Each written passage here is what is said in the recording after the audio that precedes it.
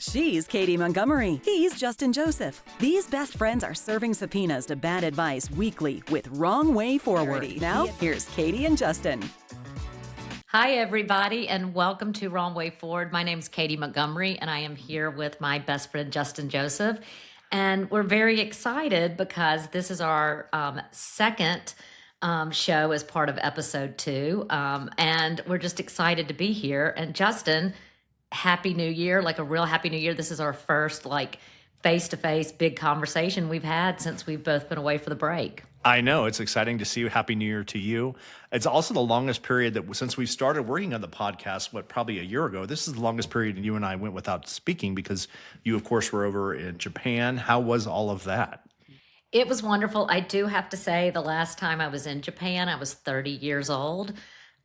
It's almost 22 years later, and I have to say it would have been nice to maybe schedule in a day of rest. It is sensory overload. It is so exciting. It is sound, sights, people, crowds. Tokyo is just so full of life.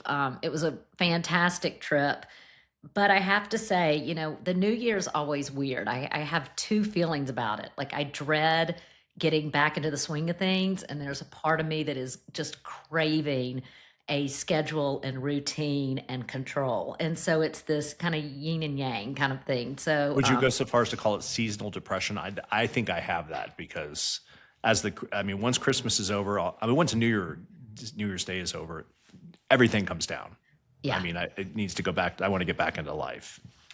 I don't know if it's seasonal or if it's because of the weather. I think for me, it's like getting out of the routine. I start to feel really lethargic and I want to go back to feeling kind of active and engaged. Mm-hmm. But then I've been out of it for so long that I'm starting to get comfortable in being a lump on the log. And so it's fighting internally within myself. And then all the things we're going to talk about today are resolutions. Then you've got also the pressure of knowing you've committed to certain things and that you've told everyone that you've committed to certain things, and the pressure of performing on those is a whole different dimension. And like for real estate, it's a hamster wheel because you're measured by your volume every year. And so as of December 31st, my tracking goes back to 0 and I start over.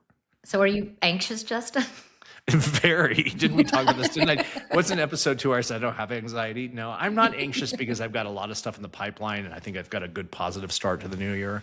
But I love the holidays. I really do. But once January comes around, January and February, once football season's over, I love football season and we're getting Broncos are in playoffs, Super Bowl coming up. Once that's over, I want to die until St. Patrick's Day. Well, we also should probably tell the audience you're doing dry January. So that's probably putting you in a little bit of a depressive state too. Yeah, I do more like drink less January. I'm really drink less Q1. So, it's like I said, it's really hard to watch a football game without having a drink, especially if it's stressful. Yes. But we are, I gained 6 pounds over the holidays. I hit a number on the scale I've never actually hit before. Thank God there was not a 2 in front of it, but it was really right there. We were dancing with 2. And so anyway, I've been on a diet I'm back down under 190, which is very good. And so Good. Well, I think that leads us, it was so funny. Every year, People magazine, their New Year's issue, it puts 2 people on the cover and they both lost 100 pounds. So that really takes us into New Year's resolutions, which a big one for most people is to lose weight. And it tends to be the one that is the most difficult to stick with, to stay with.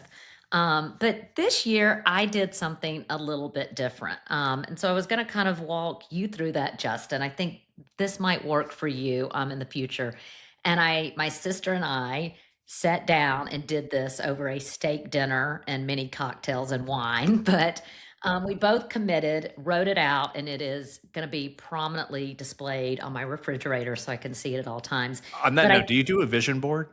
What do you think about vision boards? I can't believe how many people do them. You're basically talking about one on your fridge. No, this is handwritten. I don't go and cut up magazines. And you have a vision board on your fridge with magnets. Justin, this is when people, and it's going to be really interesting for our listeners when we get to Block B, and they actually realize how supportive you are on people trying to set goals. So your pretend vision board on the fridge, you're putting up these Okay. things. Go on. I didn't mean to So interrupt. I caught a clip on Instagram, and y'all know that I've reduced my social media, and I'll give you an update on that in just a Yes, little bit. do. But this is a guy named Jesse Itzler. And how I know him is that he's married to Sarah Blakely, who founded Spanx. Justin, do you know what Spanx is? Yes, I have several pairs of them. Thank you very much. Yes. But he's an entrepreneur in his own right. I think I didn't know that. I he didn't know was that's what it involved with was. like Marquis Jets and Zico, what's it called? Coconut water. He's done a number of things, but he has three approaches to the new year. And one is a Japanese term, which is called musagi. And the idea is this is your defining thing for 2026. This is not the kind of, I'm going to meditate each day or, I'm going to, take care of this small goal. This is the one big thing you're going to do. Mhm. So, Justin, for us, 2025 could have been start a podcast. Like it is Yes. a significant commitment that you can look back and say, 2025 was the year I did X. I love that. And so for me, and I'm just going to kind of put this up to the camera so people can kind of see what I am posting on my fridge. Yeah, tell me what that is. So for people who may be listening and can't see that. So it's my piece of paper, and the first thing is my defining thing for 2026. Okay. That's your It's- Misagi. That's my Misagi, yes. And then his next idea is that as adults, we need to kind of schedule in time to look forward to. And so he talks about having 6 mini adventures roughly every 2 months. And the idea is that can be camping with your kids, a concert with your husband, that could be a girls' trip to the beach. But it's something to look forward to and to have planned so you won't have the excuse that you are not going to do this event. So is a mini adventure a trip, or it doesn't have to be? It could Doesn't be a have hike. to be. A mini venture is just something to look forward to. So it could be an event, a concert, throwing a party. It could be a trip. It could be, a day out, but it's something that is scheduled and planned and that is very specific. Okay. And you don't have to do all these at the beginning of the year. Or do you? You should know what your 6 adventures are. I think the idea is to know what your 6 adventures are so you can place them in the calendar. So as the year slogs along, you've got something to look forward to. So when January starts, you're like, oh, in the beginning of March, my sister's going to fly up and we're going to go see this play, right? In 2 months, I'm going to head to Denver and I'm going to watch Justin piss off every waitress and waiter in Denver, I'm right? going to be driven crazy by my new dog. I know. She's nuts. She's lovely, but she's nuts. Of course, she's nuts. And then his last thing is spending 1 quarter, so you have 4 quarters, kind of through the year. No, 4 quarters, 3 quarters throughout the year, but having a winning habit kind of every quarter, something that you focus on. This could be picking up a habit of journaling every day. This could be picking up a habit of waking up 30 minutes earlier every day. And I liked this because it gave me a mix of different things that I could look forward to. And so my defining thing for 2026 is going to be very odd. And some people won't think it's much of a stretch. But last year, I made the goal to walk 12,000 steps a day. I love that. And some people will think, well, whatever, Katy, that's nothing. 12,000 steps a day for me was something. If I was on an airplane, if I was stuck behind a desk all day, if I was sick, if I just didn't feel up to it, and it's something where, in Denver, I have to actively get out and do something. Yeah, you would too. And so this year, my defining thing is I'm going to try to do 12,500 steps every day. Okay. And it's just making kind of a commitment. My 6 mini adventures have already been planned. Okay. And then my winning habit every quarter. I think some of y'all know that I've spoke about trying to stop my reliance on social media. And I bought this thing called a brick. I'm showing it to everyone. It's crazy. I have probably been since January 1st on social media. And it's now January 8th, a whole collective of maybe not even an hour. I love that. What's so funny about the brick is I'm putting a new listing on this week, and he had stuff all over his fridge, and that's one of the no-nos. I immediately take everything off. And he's a bachelor, and he just like basically just, I'll leave, just do whatever you want to the house. So I, of course, ripped all his stuff off his refrigerator, and then there was something called the brick. And normally, had I not known from you, I would have thrown that out. But I was like, I know what that is. I'm not going to touch that. It is. And so what I find is it's not overwhelming. There's one kind of great thing for the year, and I have found that I was really proud that I hit that kind of goal last year. So it's something that I can talk about and know that I accomplished.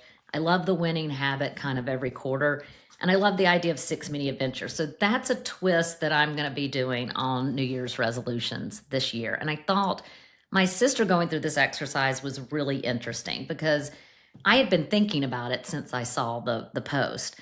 But she was something, it wasn't until we sat down and actually did the exercise. And it really brought up a lot of things about that she had not thought about that she wanted to do, things that she didn't know kind of how to articulate, things that were in the back of her brain that weren't coming to the front of her brain. Mm-hmm. And so it's a great concept. So that's me in New Year's resolutions. I'd love to hear, Justin, what are you doing? Well, let's talk about it on the other side. But just to recap for our listeners again, number one is the Misagi. And that is the big adventure. That's the maybe you should recap. Musagi is the defining thing for 2026. Defining thing for 2026. That's A. Okay, what's Yes. B? B is 6 mini adventures that you are going to kind of schedule. And then the last one is trying to establish a winning habit every quarter. I think those are super cool. And on the other side, we'll talk about some ideas I have, and we'll talk about how you deal with your loved ones and their New Year's resolutions when they're either the same or different. How much pressure do you put on them to keep them in? We'll talk about all of that on the other side. We'll be right back. You've been listening to Wrong Way Forward, where bad advice goes to die and then gets resurrected just so we can roast it again. If you're enjoying the chaos, hit like and subscribe and come back every Thursday for new episodes. Have a new topic or some disastrously bad advice you want to dissect? Email wrongwayforwardpodcast@gmail.com. Include your contact info. Now back to Wrong Way Forward. Roasting the worst advice ever. Welcome back to the Katy and Justin podcast. Hi, everybody. Welcome back to Wrong Way Forward. By some point, usually I think I was watching something the other day and they said there's a day in which you have to stop saying Happy New Year to people. I forget what the rule was, but I think we're past that now. There's also a day by which you have to stop talking about New Year's resolutions. And so we're still under that rule. And so this will be our last discussion on it. Maybe we'll do a check-in in a few months. But today we're talking about, at the end of last season, we talked about how you make New Year's resolutions. Now we're talking about what they are and how you stick by them and some different ideas of how you can approach them. And so when we left, Katy was talking about, is there a name for that guy's, the 3 things? I think he's just pulled together from different places. Yeah, interesting. And I was just looking at his Instagram. It looks like he invented the big ass calendar. Yes, correct. That's the calendar. I saw an advertisement for that I think on Instagram as well. Anyway, so we were talking about some things, and for me, my big New Year's resolution is weight. I'm as big as I've ever been, and it's never really bothered me except as I age. It's just another thing that weighs on me, literally and figuratively. And so, Justin, but you do like Spanx, so that can help. Yeah, with Spanx, I find, and I wear them if I'm putting on a tux, but men's Spanx, and I'll stand for this, they're like underwear, and then they have this really rigid thing that covers here and it squeezes you in. But the problem is then your fat rolls out here. And so, Justin, welcome to the life of a woman. Yeah. And so I don't really get the point of them except that they kind of flatten your stomach. But then, like I said, and then if you sit down, that's a disaster. It's just, they're more work than they're worth. And then I have a shirt that's a compression shirt. And that thing, I feel like I'm having a heart attack in. And I cannot wait to get that off. Anyway, so I don't wear them as much as I used to. But the weight thing is a big one for me. I've got to get down, mostly not because of just vanity. It's literally health. I've got to get down, I'd say 20 to 30 pounds. And what was funny, I was watching New Year's Eve with Andy Cohen and Anderson Cooper. And Andy Cohen, I've never even looked twice at him. He dropped 25 pounds last year. He has never looked better. Yeah. Have you seen him recently? But here's the thing that I think about all the time. And again, someone who struggled with their weight, when you are, well-to-do and you have a trainer and, you're in a public role. I mean, he should be very proud of losing his weight. But I mean, that's a lot easier than like living in a food desert, under the poverty level, Well, 100%. But working two shifts where the cortisol is high. I just think nothing ages you as a man. Nothing ages you more than weight. I felt that of myself. Then watching Andy Cohen the other night, and by the way, I just think he's really talented. I've never really spent any time with him. Oh, he's super talented. But I have to tell you this: for every beautiful woman I know, I could say most. I mean, usually the female looks way better than the male. I mean, like, What do you mean? because I think here's the thing: Female looks better with weight. No, a female just looks better. Like, here's the thing: like, guys can be like bald and fat, Oh, and, I see what you're saying. and get a cute, amazing girl. That's not the same. If a woman had alopecia and had extra 20 pounds, good luck. Yeah, she'd be wearing a wig. You never know. They probably itch, Justin. I know. We had an anchor here on television who went through that, and so anyway. But anyway, weight is big for me, both because of vanity and because of literal health reasons. I just need to get it off, and so I got back on the GLP-1.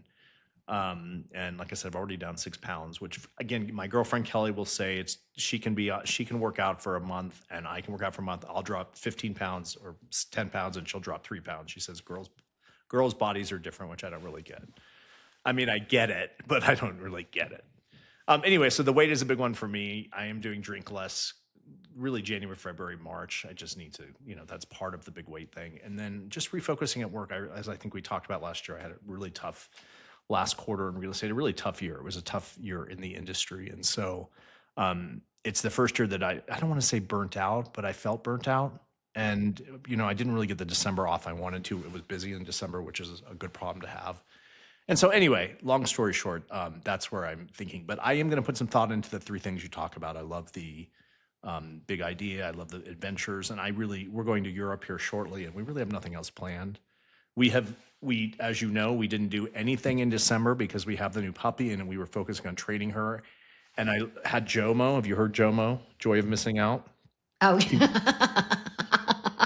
no, but that makes sense to me. I had JOMO. I mean, we turned down all parties and I was really thrilled with it. Having said that, as it went on and everybody started doing all their fun trips, all my friends, I'm like, okay, I should be traveling. There you So go. that's the end of that. But one of the things we're going to talk about is how you deal with friends and family or partners and their resolutions. And there was an article that we're going to take on this week from who's this? This is from Dear Abby. It says, can I encourage a healthier lifestyle for my partner? And the question was this. Dear Abby, in the past, I always disliked my appearance. I've been obese most of my 70 years, but I'm now within 20 pounds of my ideal weight. My problem is I have met someone who I like very much and could see spending the rest of my life with. However, she is obese and it bothers me greatly. How can I effectively communicate my desire that she lose 30 to 50 pounds without being offensive? And this is what Abby writes back. Dear Finally Slim, approaching someone and saying that you want them to lose 30 to 50 pounds would be like touching the third rail. I don't really know what that means. You'll have to, I'm sure you probably do. You can, however, as you get to know this person better, model your healthy lifestyle and encourage her by setting an example. If she picks it up, she may be the lady for you. I don't think that's the right way forward. What are your thoughts? I mean, I think generally the wrong way forward when you're trying to encourage anyone to do something is mandating embarrassment, shame, ass riding. I mean, that doesn't work. I mean, there is study upon study that has shown this. Also, we know this, and I'm guilty of this myself.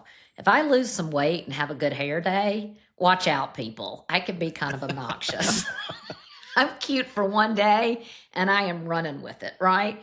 So this guy thinks, it's really interesting. He struggled with weight for 70 years, and he's momentarily 20 pounds away from his goal weight. And now he has become, disgusted by having an obese Right, now he's partner Brad Pitt. who he really, really likes, right? So I think there's a little bit of an ego check. I mean, we do need to feel good about ourselves. He should be proud of, his accomplishment. But I think what she's missing and is the wrong way forward is like, first of all, check yourself. And then number 2, those tactics never work, particularly something for weight, which has so much shame and embarrassment around it. And there are so many terrible connotations that are affiliated with, weight gain. You're lazy, you're not active. You don't care about your appearance. Aesthetics aren't important. And all of that's incorrect. And so if he wants to be effective, First of all, check himself at the door. And then number two, do not use any of the tactics that are first coming to mind for him. I also think, this is always a question, do you communicate? And I'll never forget, I've gone through weight spirals, nothing drastic, but I've gone through weight spirals. And I remember this is probably 5 years ago, I had gone up in weight. And I said to my girlfriend, Kelly, have I gained weight? And she looked at me and said, you have. And I'll just never forget that. I appreciated the honesty. And I know a lot of people wouldn't say that. A lot of people are like, oh, you look great, but the point is I think effective communication and honest communication can take you a long way. And I think you could say, and you could disagree to this person, I've really gone on a health journey. I'm within 20 pounds of my goal weight. And I see myself as being with someone who also makes that a priority. Justin, no, wrong way forward. First of all, you used this example with Kelly. The thing about it is you were empowered. You had the agency. You owned it and asked Kelly. You gave her knew the invitation. answer. You knew the answer, right? This is different. He's going to her unsolicited. I think he instead says this kind of stuff. Look, I'm going to go for a walk after dinner. I'd love to spend time with you. Would you like to walk with me?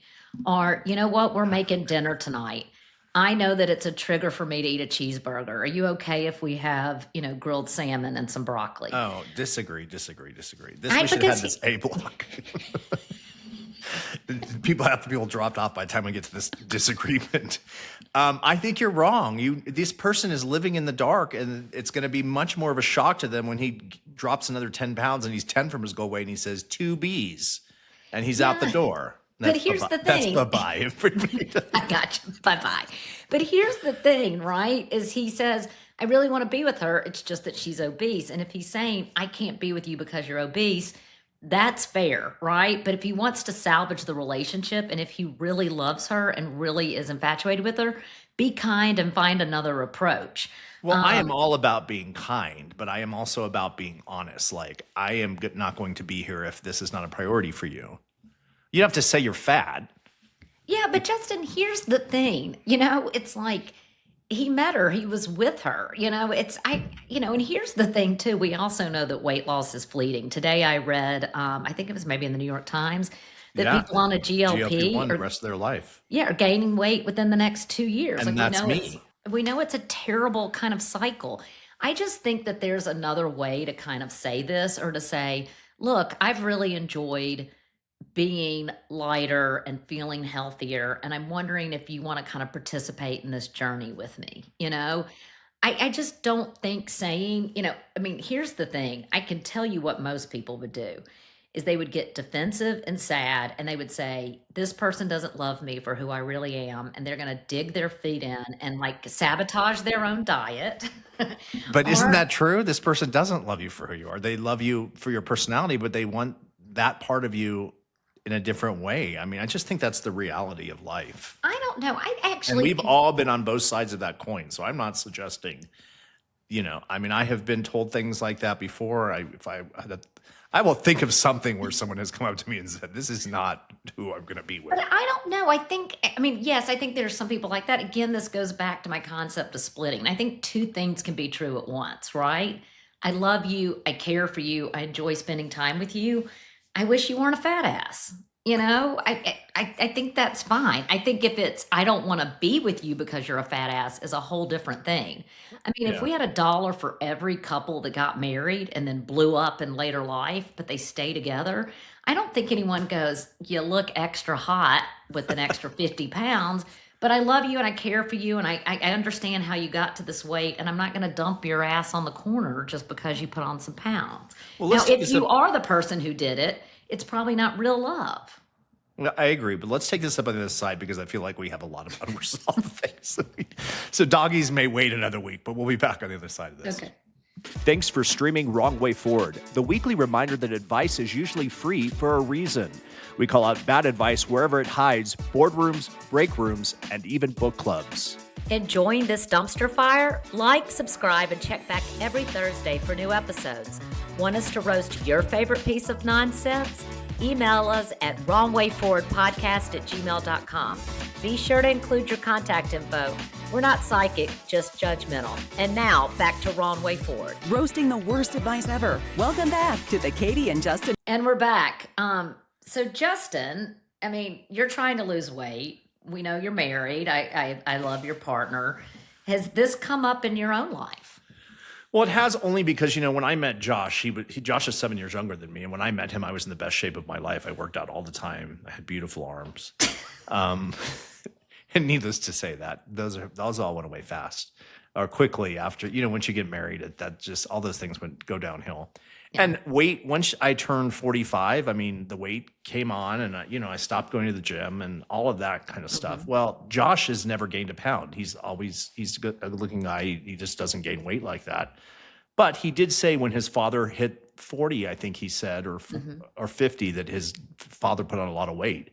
And so Josh is kind of in that cycle now. He has passed 40 and he's, he can't just eat anything he wants without gaining weight. And so he one of his priorities this year was also to work on the weight thing. He has joined a gym again. But because he doesn't feel my urgency, because it's not just about vanity, it's not just about health, he's just kind of doing it with me. He doesn't take it probably as seriously as I do. An example, I called him the other day and I said, "What did you have for lunch?" And he said, "Oh, I'm eating pizza." And I was like, well, that's not really on our diet. And anyway, but how did he respond to that? Well, he said, I didn't want to leave it at home for you so that you ate it, which I thought was very nice. It's very nice. By the way, viewers and listeners, Josh is the nicest person, like opposite of Justin. Anyway, so, but now we are doing meal prep and all that, and he did join a gym. But, it's like, I would never say to him, gosh, you've gained a lot of weight, and he hasn't. So it's just it's one of those things he knows I have, I know he has. But Justin, how would it feel to you if, like, I came into town and we had a few cocktails and we had lunch and he came back and he said, "You know what, Justin, it's supposed to be dry spring. It's light drinking spring, and you just had 3 cocktails at lunch and we're still going to go out to dinner. Why did you do that?" Would that get on your nerves? No, I think that I've actually pushed him to take more initiative and he packs my pills for me. I have a Sunday, Monday pill day for my blood pressure, and now I'm on a statin, and good God. Anyway, you have a weekly pill thing too? I have a weekly pill thing, but it doesn't have things like statins and blood pressure, like old people medicine. It has like a crazy pill, and it has like, for anxiety, because it does exist and I have it. And it's like a fiber pill and a multivitamin and a probiotic. Well, yeah, my pills are actually necessary to live the next day. So you do need to be on a diet. I do need to be on a diet. That's what I told you. I really always had good blood work. And this last time I was like, okay, time to regroup. But she did say getting old is not easy. And it's not. And that's the thing that Josh is going through. It's like, I think there's a steep curve at 35, 40, 45, and then it's just downhill. 50. I agree at 50. But 50, that was also so free because like, I don't care. Fuck it. But my mother said to me, well, that's not fair to Josh if you really have that attitude. And she's right. But anyway, I have got on Josh about, he just is not the type of guy. What were we just talking about the other day? And he said, well, that's not really my job to do that for you. And I was like, yeah, okay, that's fair. It's not, but yeah. Okay. I think that's healthy boundaries. And I think that's also communication. Yeah. You want an ass rider. You want someone to call you out on your shit. You want someone to like make sure you're not doing this. He might not want that. And I think what happens is we don't have a really in-depth conversation about, do you want this? Do you find this annoying? Is this helpful to you? Because what you're doing is you're projecting what you want on him. 100%. But the flip side of that is he also, I'm not going to be around forever if I don't get my act together. And, he's a part of that to some degree. And that's its own conversation we've had. But that's my point is he can be on you, but if, because you want it, you need it, and you've asked for it. But I don't know if he's asked the same from you. Yeah. Yikes. Okay. Well, this was a fun block C. All right, so what do we have coming up in the next couple of weeks, Katy? What do we have going on Wrong Way Forward? Oh my gosh, we have so many ideas and so many suggestions, and Justin and I have kind of a working kind of document, and it's just, pages and links. So we've got a lot of good content coming up. But of course, just to remind all of our viewers and listeners, we do love when you write in or you send us messages, because we love to work with kind of your real world stuff and tell you why it's the wrong way forward. So remember, you can always email us at wrongwayforwardpodcast@gmail.com. You can also find us on our social media and leave us a message. And then Justin, do you also want to share our text line? Yeah, I don't have my text line in front of me. It's 720-251-4450. That's 720-251-4450. We were going to talk about dog issues today. We have a fun topic we'll take up next time. A woman, she went in to adopt a dog and they told her she was too old. So we'll talk about that. I will introduce Preston, who is behind me in silence, which is wonderful. And for our listeners, could you please spell the word Preston? And Katie hates any non-traditional spelling of anything, and it's correct. Not Matthew, Mark, Luke, or John. Preston is with a T-Y-N, and that's because she's female. Anyway, so we'll meet her next time, and then we're going to talk. I also want to talk about Kim Kardashian gifting her 4 kids Pomeranian puppies. Gross. That, and I think we're going to talk about, are we ever possibly Karens? Oh, yeah. Yeah, we've got a good feed on Am I Yeah, so we'd love to hear if you ever feel like you've accidentally or intentionally pulled a Karen. Me? Never. All right, we'll talk to you next week on Wrong Way Forward. Thanks, everybody. All right, that's a wrap on this week's episode of Wrong Way Forward.